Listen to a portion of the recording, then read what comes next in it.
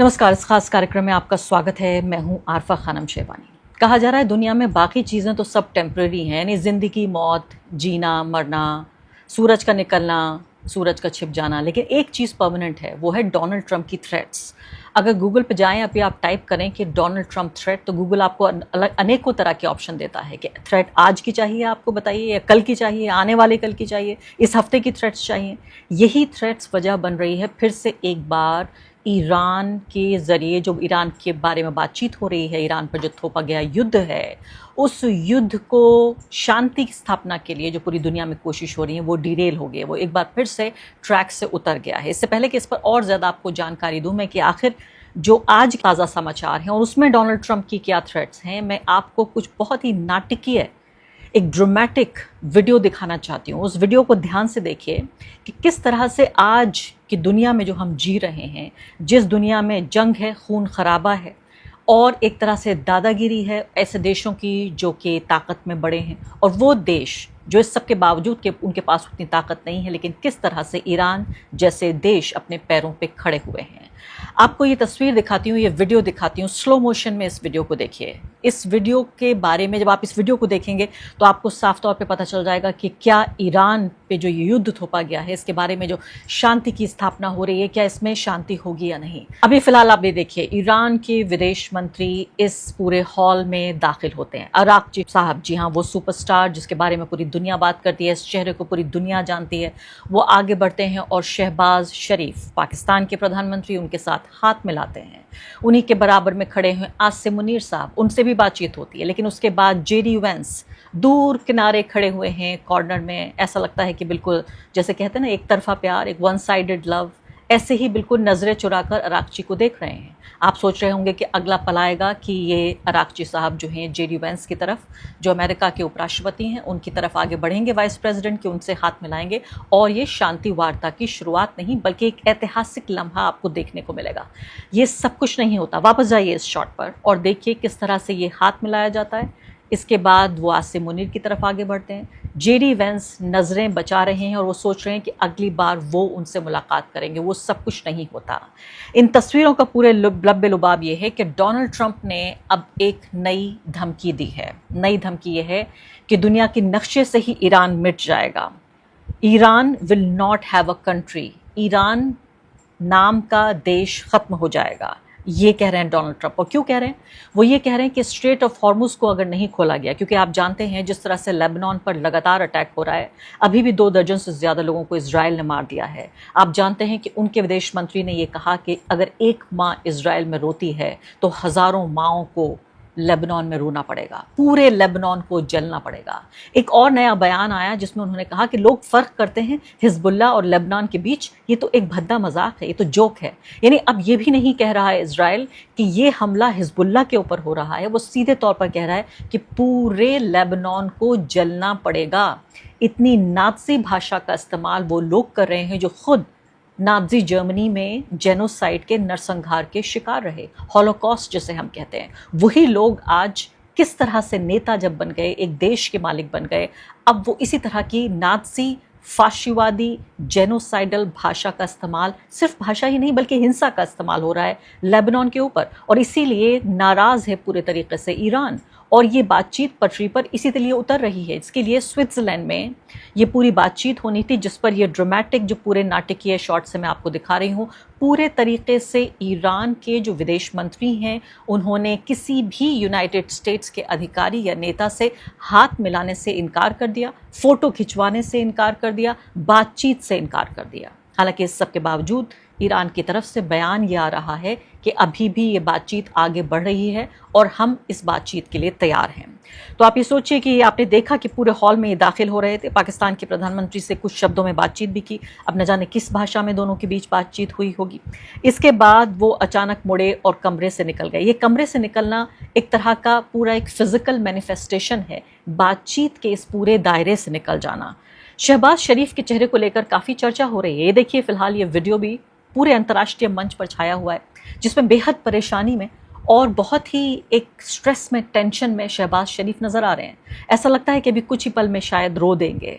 उनके चेहरे पर देखिए, आपके माथे पर पूरा पसीना और आंखों में हल्का सा पानी छलक रहा है। शायद वो अच्छे तरीके से देख रहे थे कि ये बातचीत जिसको लेकर पाकिस्तान लगातार कोशिश कर रहा है, अपने लिए एक वर्ल्ड स्टेज पर एक डिप्लोमेटिक जगह ढूंढ रहा है, एक मैसेंजर ऑफ पीस बनना चाहता है, वो सब कुछ कैसे एक कुएं में गिरता हुआ नजर आ रहा है, सब कुछ नाकाम होता हुआ नजर आ रहा है। ये जो वीडियो है, ये जो तस्वीर है, ये वायरल हो रही है कि उनके चेहरे पर जो हैरानी, परेशानी, असमंजस, कन्फ्यूजन वो साफ तौर पर देखा जा रहा है। और सामने जब जेडी वैंस को आप देखते हैं, उनको भी पूरे तरीके से अंदाज़ा हो गया है कि देखिए गड़बड़ हो गई है, तस्वीर पूरे तरीके से बिगड़ गई है। ऐसा लगता है कि कोई पेंट कर रहा था कैनवस पे और अचानक जो है वो रंग बिखर गया और पूरी तस्वीर ख़राब हो गई। अब सोशल मीडिया पर जो रिपोर्ट्स आ रही हैं, इसके अलावा बाकी जो इंटरनेशनल मीडिया है, ख़ासकर यूएस मीडिया, वो कह रहा है कि जो ईरान का डेलीगेशन था वो किसी भी तरीके से तैयार नहीं था और ये आधिकारिक रूप से उन्होंने इस बात को कहा हो या ना कहा हो, फारसी का ही एक शब्द होता है चैमे गुइयाँ यानी इधर उधर से सुनी गई बात, हियरसे के ज़रिए बताया जा रहा है कि किसी भी तरह के फ़ोटो सेशन में शामिल होने को तैयार नहीं थे और उम्मीद जो की जा रही थी कि ये एक हिस्टोरिक मोमेंट होगा, ऐतिहासिक क्षण होगा, जब आखिरकार 100 दिनों से ज़्यादा चलने वाली ये जंग, इसको एक फुल स्टॉप मिल जाएगा, दुनिया वापस अपने रूटीन पर लौट जाएगी, जो अर्थव्यवस्था पूरी दुनिया की गड़बड़ा गई है वो पटरी पर आ जाएगी और ख़ासकर हमारे जैसे देश जिनकी बड़ी एनर्जी रिक्वायरमेंट्स हैं, वो देश एक बार फिर से राहत की सांस लेंगे, स्ट्रेट ऑफ हॉर्मुज़ खुल जाएगा।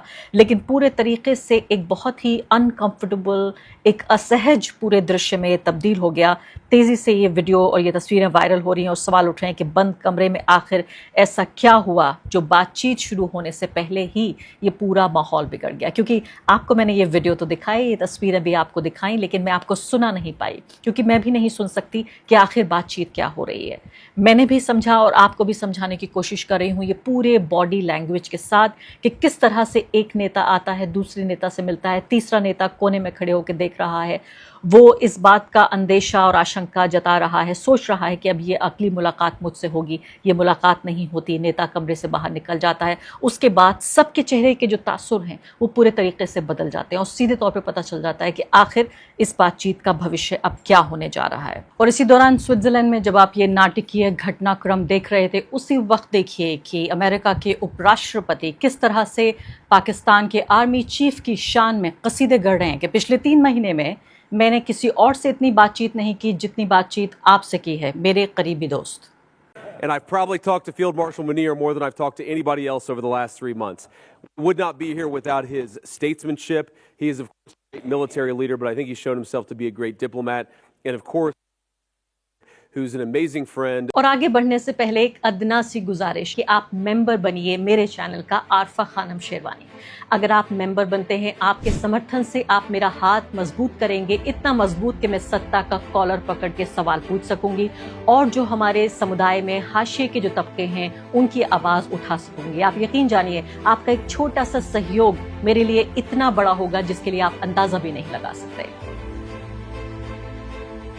जी हाँ, तो मैंने आपको बताया था कि किस तरह से डोनाल्ड ट्रंप ने फिर से ये कहा कि अगर ये स्ट्रेट ऑफ हॉर्मुज़ नहीं खुलता है तो ईरान नाम का कोई देश नहीं बचेगा। अगर फिर से यही बात होती है, आप जानते हैं कि पहले एक बार अपना टिकट कैंसिल करा चुके थे जेडी वैंस, जो स्विट्ज़रलैंड उनको जाना था, फिर आखिरकार कुछ ना कुछ बातचीत बनी और बातचीत जमी और वो वापस वहाँ पर पहुँच गए और तमाम जो नेता थे, खासकर इन तीनों देशों के मध्यस्थ के तौर पर पाकिस्तान और बातचीत के 2 पार्टिसिपेंट के तौर पर ईरान और अमेरिका, ये दोनों बातचीत कर रहे थे और ये माना जा रहा था कि एक नए, जिसे अंग्रेजी में न्यू लीफ कहते हैं, यानी एक नया अध्याय इस बातचीत का शुरू होने जा रहा है।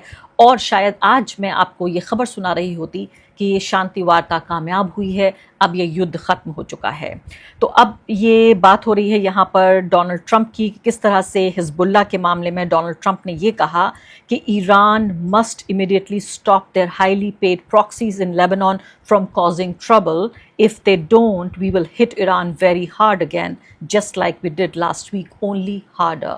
यानी हिंदी में आपको अनुवाद करके बताऊं तो सीधे तौर पे वो ये कह रहे हैं कि हिजबुल्लाह को, यानी उनकी प्रॉक्सी, ईरान की प्रॉक्सी, यानी परोक्ष रूप से, प्रत्यक्ष नहीं बल्कि परोक्ष रूप से, इनडायरेक्टली ईरान हिजबुल्लाह को इस्तेमाल करता है। ईरान को काबू करना होगा हिजबुल्लाह को, वरना ये जो धमकी आ रही है इसको सुनिए, वरना क्या होगा कि और स्ट्रेट ऑफ हॉर्मुज़ भी खोलना होगा, वरना ये होगा कि हम इस तरह से ईरान को हिट करेंगे यानी ईरान पर हमला करेंगे, जैसा हमला पिछली बार कभी नहीं हुआ है, पहले से कहीं ज़्यादा। और उसके बाद वो ये कहते हैं कि पूरे तरीके से ईरान नाम का जो मुल्क है वो ख़त्म हो जाएगा। कितना भद्दा मजाक है पूरी दुनिया के साथ, उन तमाम लोगों के साथ जो चाहते हैं कि दुनिया में शांति हो और सक्रिय तरीके से इस शांति की स्थापना की कोशिश कर रहे हैं। पूरी दुनिया की नज़र थी स्विट्ज़रलैंड में ये जो शांति वार्ता हो रही है इस पर, कि आखिरकार ये देश आपस में सहयोग कर लेंगे। आप अच्छी तरह जानते हैं कि ईरान एक ऐसी स्थिति में, ऐसी पोजीशन में है जहां वो डिक्टेट कर रहा है कि उसे किस तरह से न सिर्फ कि ये जंग ख़त्म होगी बल्कि किस तरह से ख़त्म होगी, इस जंग की शर्तें क्या होंगी, किस तरह से ईरान का जो जमा हुआ फ्रोज़न पैसा है उसको रिलीज़ किया जाएगा, ईरान के ऊपर से सैंक्शंस हटाए जाएंगे और ईरान के जो पुनर्निर्माण है, जो रीबिल्डिंग है, उस दिशा में काम होगा। ये सारी मांगें मानी जा रही थी। अचानक डोनाल्ड ट्रंप को कोई बुरा सपना आता है। जैसे मैंने कहा कि डोनाल्ड ट्रंप थ्रेट्स टुडे, आज की जो समाचार मैं आपको सुना रही हूँ, जिन समाचार में आज डोनाल्ड ट्रंप ने क्या थ्रेट्स दिए हैं, उनमें यही है कि देखिए हम ईरान नाम का जो कंट्री है वही नहीं बचेगा। तो अब ये प्रॉक्सीज के बारे में बात हो रही है और सीधे तौर पे अब डोनाल्ड ट्रंप आगे बढ़ते हैं और इसी बातचीत में कहते हैं, फॉक्स न्यूज़ को ये जो इंटरव्यू दिया है उन्होंने, एक अच्छी बात लगती है मुझे डोनाल्ड ट्रंप की कि वो जिस भी तरह के डिक्टेटर कहे जा रहे हों, एक चीज़ अच्छी है कि वो बातचीत ज़रूर करते हैं, पत्रकारों को डांट भी देते हैं, उन्हें बुरा भला भी कह देते हैं, लेकिन लगातार उनकी तरफ से बयान आते रहते हैं जिससे हमें हालात का अंदाज़ा होता है। You close it and saying you won't have a country, you won't even make it back to your, गाली शब्द का इस्तेमाल किया, कंट्री, यानी इस तरह के शब्दों का इस्तेमाल और इसी बातचीत में हो रही है ये पूरी शांति वार्ता।